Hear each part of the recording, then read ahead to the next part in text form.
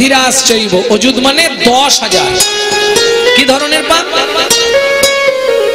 দেখবেন কিছু মানুষ আছে ডিজে শুনবে, সানডে সাসপেন্স শুনবে রাত্রিবেলা ঘুমাবার জন্য, কিন্তু হরিনাম শুনবে না। ফেসবুক করবে, হোয়াটসঅ্যাপ করবে, হরিনাম শুনবে। রাতের পর রাত জেগে জেগে চোখের কোণে কালি পড়ে যাচ্ছে, কিন্তু তার সঙ্গে সম্বন্ধ করতে পারছে, তাই না? খুব সাবধান। যা করছো লুকিয়ে করো আর দেখিয়ে করো, ঘরের বাইরে করো আর ভেতরে করো। যদি 7 তলার ভেতরেও থাকো, ছবি কিন্তু উঠছে, এটা মাথায় রেখো। কেমন? কারণ মানুষ, তুমি নিজেকে খুব চালাক মনে করো না। যত করবি চালাকি, যাবার আগে রোগড়ে রোগড়ে মারবো, তখন বুঝবি জ্বালা কি। জয় গৌর হরি বল। খুব সাবধান। এবার আপনাদের প্রশ্ন হবে, বাবা গৌরাঙ্গ তাহলে সংসার টংসার ছেড়ে দিয়ে হরি হরি করি রাস্তায় ঘুরি? না না, আমি তা বলছি। পাখিতে ডিম পাড়ে দেখেছেন? পাখির বাসা দেখেছেন? পাখি কিন্তু সব সময় ডিমে বসে তা দেয়, সব সময় না, দূরের দিকে তাকিয়ে থাকে। কেন? কেউ আসছে আমার বাচ্চাগুলোকে যদি নষ্ট করে দেয়। ঠিক তেমনি তুমি সংসার রূপ ডিমে দিন রাত তা দাও, কিন্তু লক্ষ্যটা রেখো গোবিন্দ চরণের প্রতি। বেশ, তাহলে হয়ে গেল। কারণ আমরা সব কাজের সময় পাই, ভগবানকে ডাকার সময় পাই না। আমি বলছি তাও যদি না ডাকতে পারেন, তাহলে ওই দেখা হলে একবার করে নেবেন, হরে কৃষ্ণ, জয় নিতাই, গৌর হরি বল, এটা যেন দেখতে পাই। আরে আমার ছবি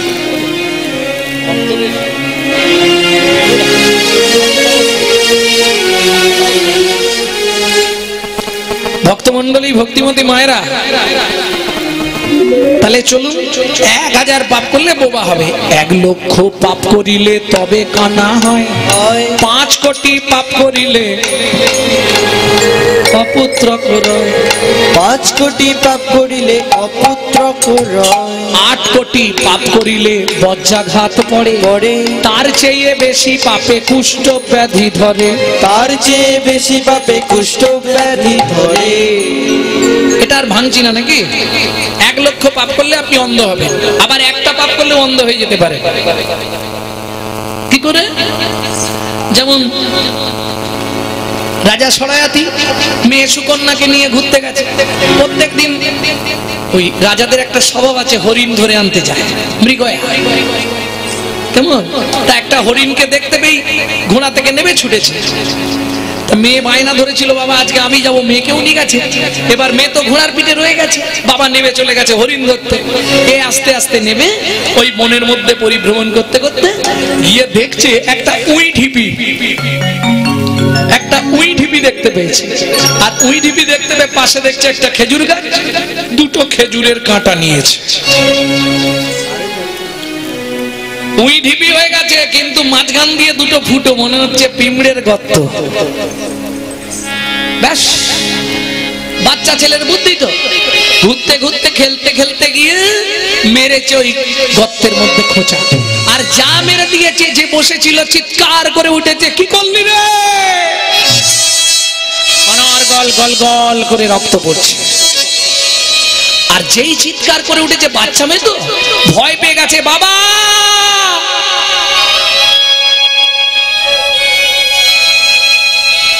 সঙ্গে সঙ্গে রাজা সরাইতে ছুটে এসেছে। কি হয়েছে মা? কি হয়েছে? তো বাবা সর্বনাশ করে ফেলেছি। কি করেছিস? ওইটা উই ঢিপি মনে করে ঘুরতে ঘুরতে গিয়ে ওই ফুটোর মধ্যে দিয়ে 2টো শাল কাটা গলিয়ে দিলাম। তারপর দেখলাম ওটি একটি মানুষ। সর্বনাশ! এ তুই কি করলি মা? ছাড়াতে শুরু করলেন গায়ের উই মাটি। ছাড়াতে ছাড়াতে দেখলেন তিনি একজন মহা সাধক।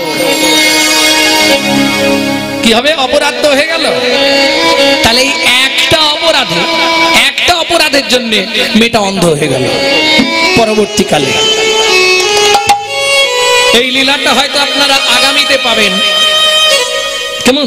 আগামীতে বেরোবে, এবছর আর সম্ভব নয়, এবছর আর বেরোবেও না, শুধু এইটুকু দিয়ে রাখলাম। তাহলে 101 লক্ষ পাপ করতে হলো না, একটা পাপেই কেন? বৈষ্ণবেতে হয় যদি ক্ষুদ্র অপরাধ, ক্ষুদ্র অপরাধ মহা মহা ভজনে পড়ি যায় মা, পড়ি যায় মা। এইবার চোখের দ্বারা আরো পাপ হয়, আপনাদেরকে শিখিয়ে দিয়ে এই পাপগুলো করবেন না। কেন জানেন মা? এই শোনো এদিকে, দেখে দাও কি করতে আসে, এই দেখো কিরকম গল্প করছে, দেখো এটা গল্প করার জায়গা তুমি বলো। এইবার ভালো করে শুনুন, পাপগুলো করবেন না। 10বিধ পাপ আছে। 3টে কায়িক পাপ, 4টে বাচসিক পাপ, 3টে মানসিক পাপ। কায়িক পাপ কাকে বলে? দেহের দ্বারা যে পাপ হয়, পরস্ত্রী হরণ করা, পরে চুরি করা, পরে জায়গা দখল করে নেওয়া, দেহের বল দেখে চলায় দেখে কায়িক পাপ। বাচসিক পাপ, বাক্যের দ্বারা 4টে পাপ হয়, পুরুতা, কর্কশতা, গালাগালি দেওয়া, মিথ্যে কথা বলা। আর 3টে যে পাপ হয়, এটা আপনি জানতেও পারবেন না, কত সাধুমুনি ঋষিরও হয়ে যায়। কেন? ঘর যত সুন্দর হোক, দোষ কোথায় জানেন? ঘরের দরজাটায়। এই জন্য রামকৃষ্ণ ঠাকুর বারবার বলতো, গিরিশ ঘর তোর যেমন হোক, দরজাটা বানাবি সেগুন কাঠ দিয়ে। যদি হয় সেগুনের কপাট, যদি হয় সেগুনের কপাট, যদি হয় সেগুনের কপাট, পৃথিবীর কোনো শক্তি নেই তাকে করতে পারে নপাট। বোঝা গেল? এটা বুঝতে হবে, কারণ ঘরের আমাদের দোষ তো দরজায়। যেখানে খারাপ জিনিস থাকবে জানো, দুজনকে তুমি কোনোভাবে আটকাতে পারবে না।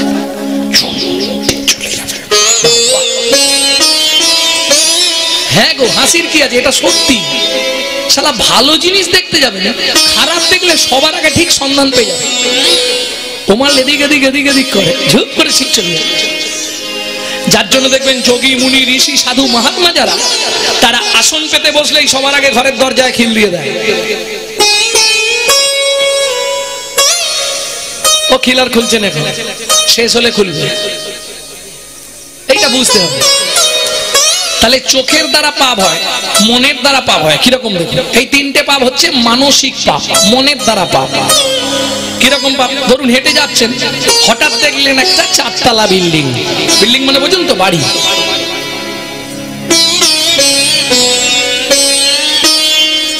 লোকটার বাড়িটা দেখেছিস? শালা কত টাকার মালিক বলতো। এইটুকু বলছি, বাকিগুলো আর আসলে বলবো। চোখের দ্বারা পাপ হয় বিভিন্ন রকম। ওহ কি সুন্দর দেখতে, পাপ। জয় রাধে। তাহলে 10বিধ পাপ আছে। 1 লক্ষ পাপ করিলে কানা হবে, 5 কোটি পাপ করিলে কি হয়?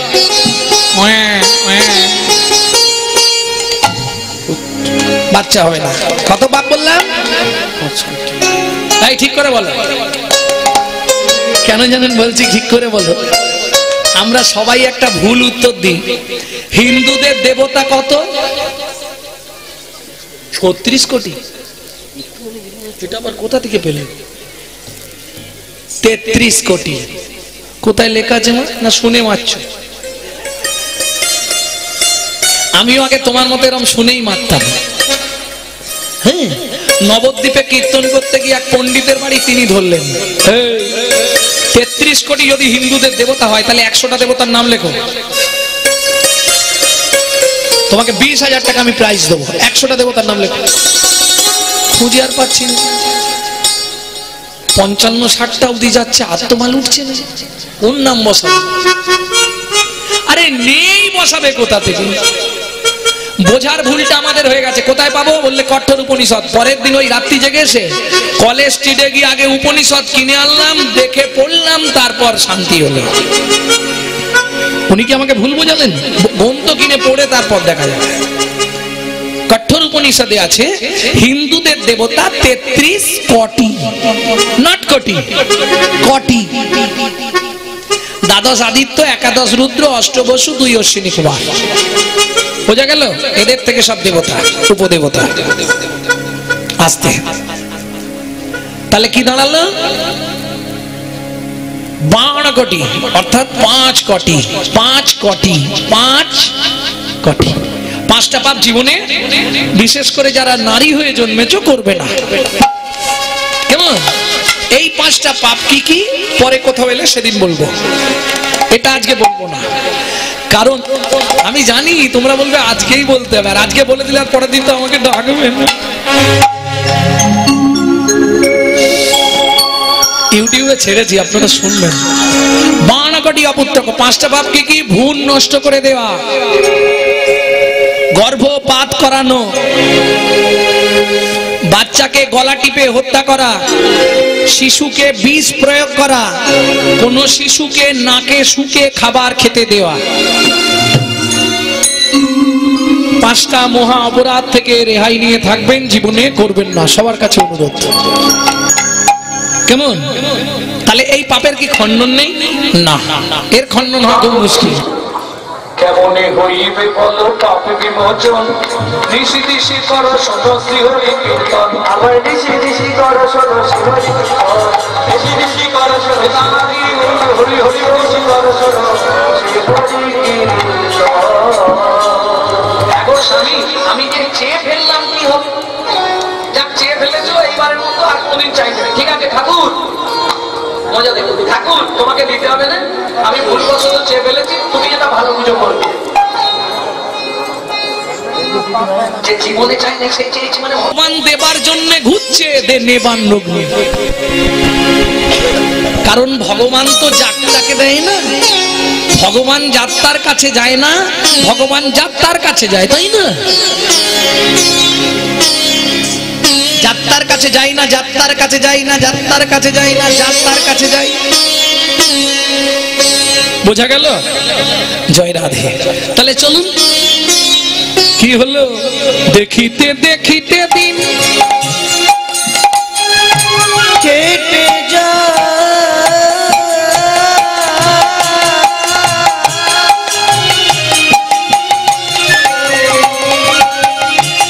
দিন কেটে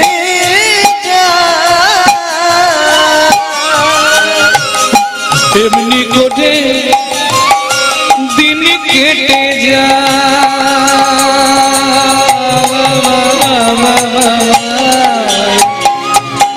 দেখিতে দেখিতে দিন কাটিতে লাগিল, দেখিতে দেখিতে দিন কাটিতে লাগিল। 7 দিন পরে মাতা গর্ভবতী হইল, 7 দিন পরে মাতা গর্ভবতী হইল। আনন্দের আর সীমা নাই রে, আনন্দের আর সীমা নাই রে। এই দেখো, বিয়ের 17 বছর পর কোন মা যদি গর্ভবতী হয় কিরকম হবে ভাই? সে বলে বোঝানো যাবে না, যাদের হয়েছে তারা জানে। কি গো, সে একটা আলাদা আনন্দ। হ্যাঁ, আবার পরমার্থিক জগতের হলে সে তো আরো মহানন্দ, তাই না? দিন যায়, প্রত্যেক দিন আসতে। ওমা, এইবার দুটো কথা বলবো মায়েদেরকে।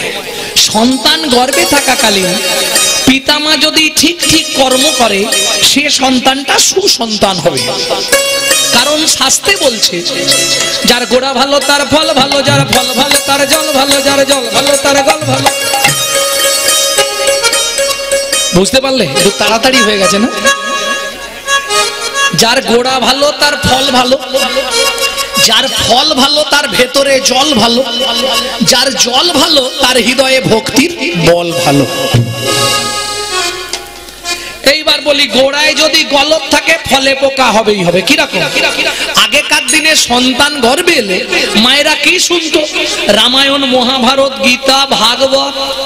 যার জন্য সেকেলে ছেলেগুলো, এটা তো স্বীকার না করলে আমার কিছু করার নেই, ভুলে গেলে তো চলবে না। এই বাংলার মাটিতে জন্মেছে বিনয় বাদল, দীনেশ কুতির, সব মহাপুরুষের জন্মভূমি। আনাচে কানাচে বুকে হাত রেখে বলো, আর এক পিস ভালো মাল জন্মাচ্ছে, কেন হবে না? এই বাংলাতেই তো জন্মেছে বিপ্লবী বীর নেতাজি সুভাষ, এই বাংলাতেই তো জন্মেছে মাস্টারদা সূর্য সেন, স্বামী বিবেকানন্দ, মহাপুরুষ কি গো রামকৃষ্ণ পরমহংসদেব, বালক ব্রহ্মচারী ঠাকুর অনুকূল চন্দ্র, সীতারাম অঙ্কারনাথ, মহাপুরুষদের জন্মভূমি। আনাচে কানাচে আর এক পিস। তোমাদের ধুজনিখালিতে হয়েছে না? হবে না, হবে কি করে? গোড়া তো খারাপ হয়ে গেছে, তাই না? গোড়ায় যদি ঘুরঘুরি পোকা লেগে যায়, গর্ভ যতদিন থাকবে ততদিন মা শুধু সিরিয়াল দেখবে আর আন কথায় ব্যস্ত। শোনো, মন দিয়ে শোনো, সন্তান যেদিন থেকে গর্ভে আসবে সেদিন থেকে প্রত্যেক দিন ভগবানের চরণ তুলসী একটা করে খাও। প্রেম সে বলো রাধা রানী কি জয়। তোমাকে আর কিচ্ছু করতে হবে না, ডাক্তার ভেবে কুল পাবে না কি করে হয়ে। হ্যাঁ, যে সন্তানটা হবে, যদি তুমি সন্তান গর্ভে থাকাকালীন ভগবানের চরণামৃত খাও, ভগবানের চরণ তুলসী খাও, ভগবানের প্রসাদ খাও, সে সন্তানটার কিছু হোক না হোক, দেখতে যেমন তেমন হতে পারে, যে কোনো বংশে জন্মাতে পারে, গোবর গাদাতে জন্মালেও জানবে ওটা পরে পদ্ম ফুল হবেই হবে, এটা আমার গ্যারেন্টি রইল, হতেই হবে। আস্তে কেন? ওই যে প্রসাদের গুণমহিমা। আর যদি আপনি গর্ভে থাকাকালীন প্রত্যেক দিন এগ রোল, চাউমিন, ফুচকা, তাহলে ফচকে ছেলে জন্মাবে, রাস্তা কিছু না, যেমন দেবেন তেমন হবে। কি গো, তাই না? এই তো ঠাকুমারা বসে আছে, জিজ্ঞেস করো না, কি গো? আস্তে একটুখানি বোঝো। হে বাবার কোথায় দোষ? মানুষ তো করবে, মানুষ তোকে করবে। ও মা, বীজ ডাকাতের বীজেও ধর্মপ্রাণ সন্তান জন্মায়, প্রমাণ অনেক আছে। ধুন্ধুমার ভাগবত যাকে নিয়ে শুরু, ধুন্ধুমারের চরিত্র পড়ো, বাপ অমানু। আচ্ছা, বড় প্রমাণ তো হিরণ্যকশিপু, তার ছেলে বললাম, আমি আর বলছি না, এরপরে বলবে আরে বীজ যেমন তেমন, জমিও হয়তো খারাপ হতে পারে, তাকে ভালো করতে হবে, ঠিক হবে। প্রসাদ পাও, প্রেম সে বলো রাধে রাধে রাধে রাধে, ও সন্তানটা ভালো হবেই হবে। এইবার চলুন, এটা প্রমাণ দেবো বলে বললাম। কেমন? আগেকার দিনে তুমি হিসাব করে দেখো, এই যে ঠাকুমারা বসে আছে, জিজ্ঞেস করো, হয়তো লজ্জায় বলবে না, 14-15টা করে ছেলে পেয়েছে। না না, ঠাকুমা হেসেই খুব, আরে আমি তোমার কথা বলিনি।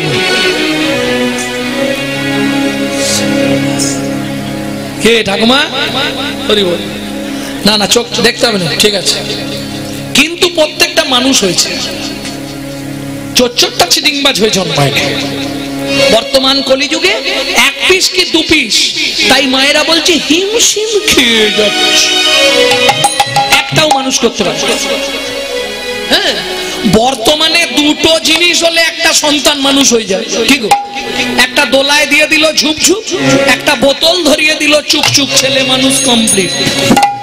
শালা গোড়ায় গলজ্জা করে দিলি, ওই যে বোতল ধারানো প্র্যাকটিস করালি, ভবিষ্যতে গিয়ে বুঝতে পারবি বোতল ছাড়াতে দম বেরিয়ে যাবে।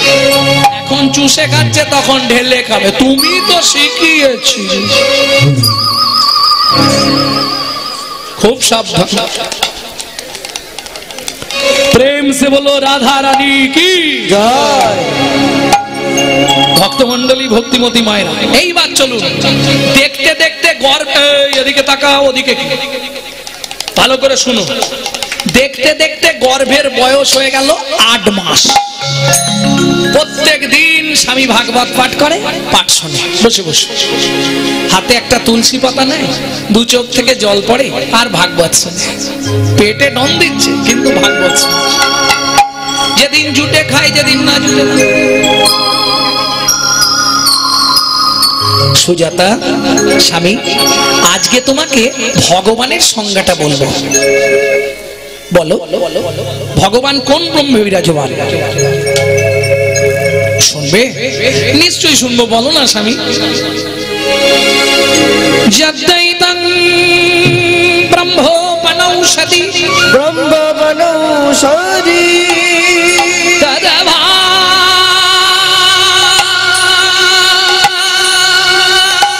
বসোপদুভা তদভা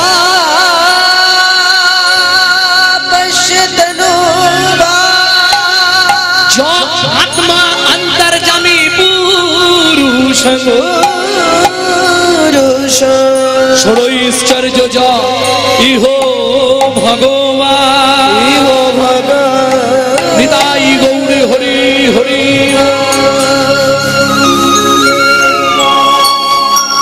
বাবা, শ্লোকটা আপনি ভুল বললেন। বাবা, শ্লোকটা আপনি ভুল বললেন। সুজাতা, কে বলছে? স্বামী, আমার পেটের ভেতর থেকে বাচ্চাটা বলছে। স্তব্ধ হো ভালো। তুমি মাতৃগর্ভে বসে পিতৃদেবের ভুল ধরো। শুনে রাখো, আমি তোমাকে অভিশাপ দিচ্ছি, তোমার অষ্ট স্থানে বক্র হবে। কেঁদে উঠল সুজাতা, স্বামী তুমি এ কি করলে? আমার গর্ভের সন্তানকে তুমি অভিশাপ দিলে। সুজাতা, বাবা মা রেগে গিয়ে ক্রোধের বশীভূত হয়ে অনেক কথাই বলে, ওতে কিছু হয় না, তুমি চিন্তা করো না।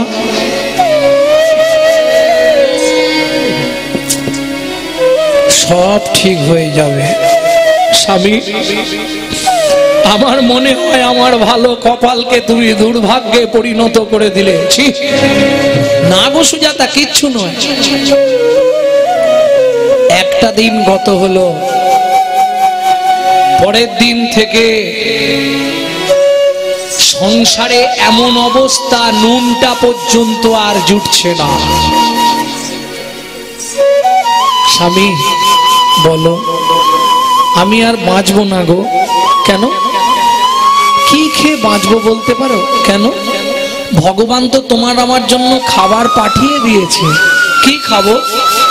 কেন? তুলসী পাতা আর গঙ্গা জল পেট ভর্তি করে খেয়ে নাও।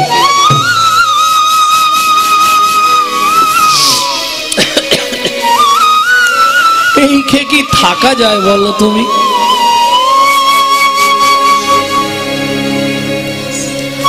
এই খেয়ে কি বাঁচতে পারবো তুমি বলো? কি গো, তুমি বলো না। আমি আর পাচ্ছি না, আমি মরে যাব, তুমি বলো। সুজাতা, চিন্তা করো না, আগামীকাল পত্রুষে আমি মিথিলায় যাব সীতার বাবা জনক রাজার কাছে দান ভিক্ষা চাইতে। পরের দিন সকালবেলা উঠে গঙ্গা স্নান করে বৃন্দা দেবীকে জল দিয়ে, নারায়ণ শিলাকে তুলসী দান করে স্ত্রীর কাছে বিদায় নিয়ে চললেন মিথিলায় জনক রাজার দরবারে।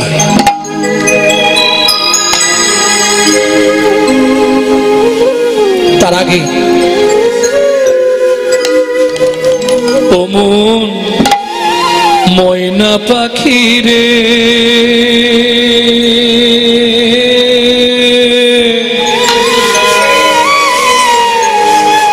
রাধে কৃষ্ণ ও ময়না পাখি রাধে কৃষ্ণ রাধে কৃষ্ণ কৃষ্ণ রাধে, রাধে কৃষ্ণ কৃষ্ণ রাধে, রাধে রাধে কৃষ্ণ ময়না পাখি রে, রাধে কৃষ্ণ ভক্তমন্ডলী, রাধে কৃষ্ণ। এই গানটা আপনাদের শোনাচ্ছি, ইউটিউবে শুনবেন, বলা আছে এই গানটি আমাদের বংশ অনুক্রমিক গান। আমার দাদুর বাবা থেকে শুরু হয়েছে। তার আগে তার বাবা গাইতেন কিনা আমার কাছে খবর জানা নেই, তবে বহু প্রাচীন কথা। দাদু গাইতেন, দাদুর বাবা গাইতেন, তারপরে আমার বাবা গাইতেন, এখন আমি গাইছি। এই যে গানটি শুনছেন,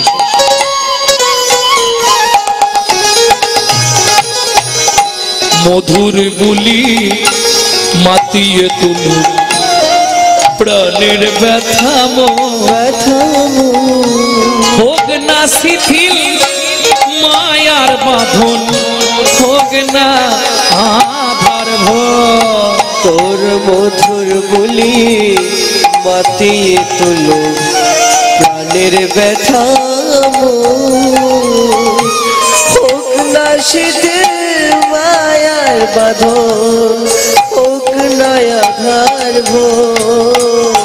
সব হারায়ে পাই যেন আমি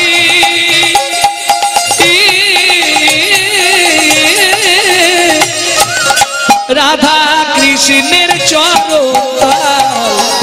রাধে কৃষ্ণ বল ময়না তাই গৌর হরি হরি হরি রাধে কৃষ্ণ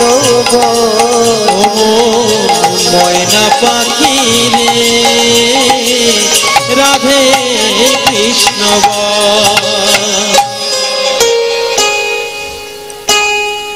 বল আনছে না কতক্ষণ ধরে গাওয়া।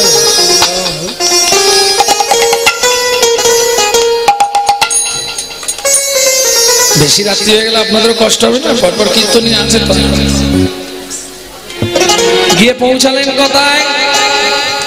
মিথিলায় জনক রাজার রাজসভায়।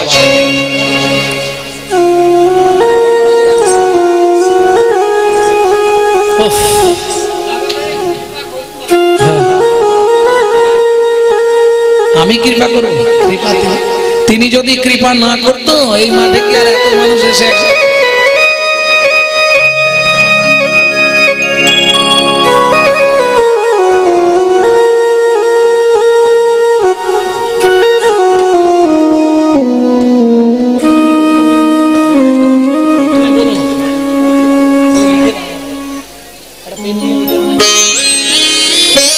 ভক্তমন্ডলী ভক্তিমতী মায়েরা গিয়ে পৌঁছালো কোথায়? মিথিলার পথে চললেন। এই কিরে, আমাকে দেখে অমন করছিস কেন? শুনে রাখ, তুই আমাকে চিনিস? আমাকে দেখে ভ্যাং ধরাচ্ছিস কেন? ভক্তমন্ডলী ভক্তিমতী মায়েরা মিথিলার পথে চললেন। কে নাম কি বলেছিলাম? কহর মুনি। জয় হোক মিথিলার রাজার, জয় হোক, জয় হোক। আরে কহর কি মনে করে হালকা কি হয়েছে? মহারাজ খুব বিপদে পড়েছে। কি বিপদে পড়েছ?